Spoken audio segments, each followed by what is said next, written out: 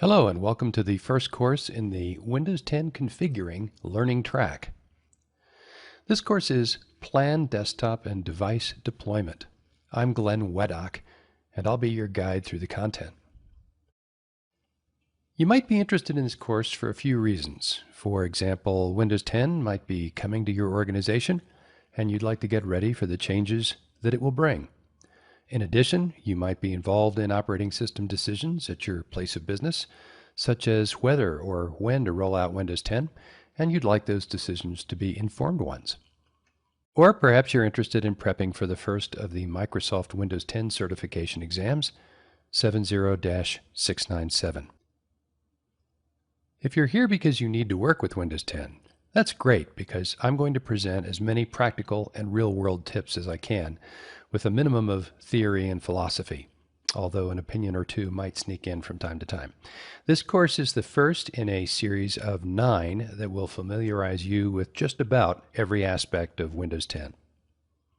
Now, if you're mainly interested in getting Microsoft certification, well, that's great too, because the topics in these 9 courses line up very closely with the topics in Microsoft's published outline for the exam.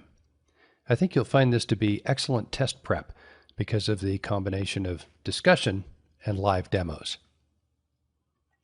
Well, nobody knows everything about Windows, and I don't, but you can have some confidence that what you're hearing in this course is good, solid information, in part because I started working with Windows all the way back in version 2.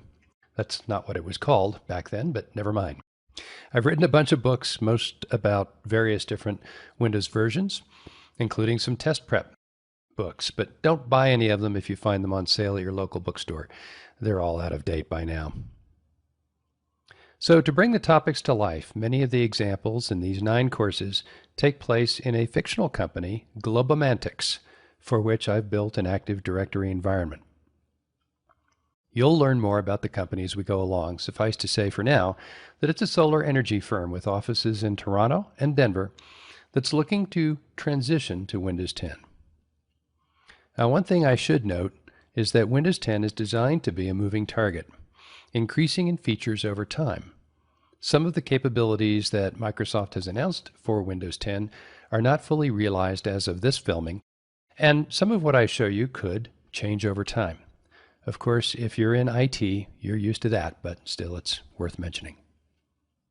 So there are 6 modules in this course. An overview of Windows 10 Enterprise, a discussion of building images for cloning or deploying Windows 10 Enterprise, installing and deploying Windows with Enterprise tools, focusing on the MDT, user state migration, migrating user profile information, for example, during an operating system deployment, deploying Windows 10 Enterprise virtual machines, and a discussion of Hyper-V, client Hyper-V especially, and configuring Windows to Go, another form of deployment, and BitLocker.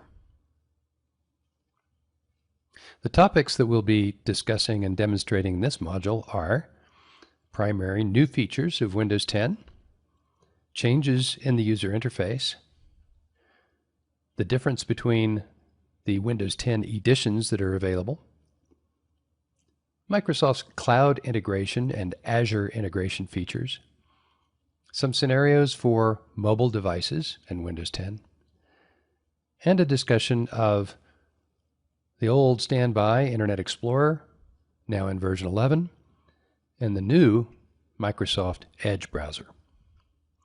Now, some of these topics will receive more in-depth treatment in later modules. Others we will examine more closely in the 8 other courses that constitute this learning track. So without further ado, let's look at the main new features in Windows 10.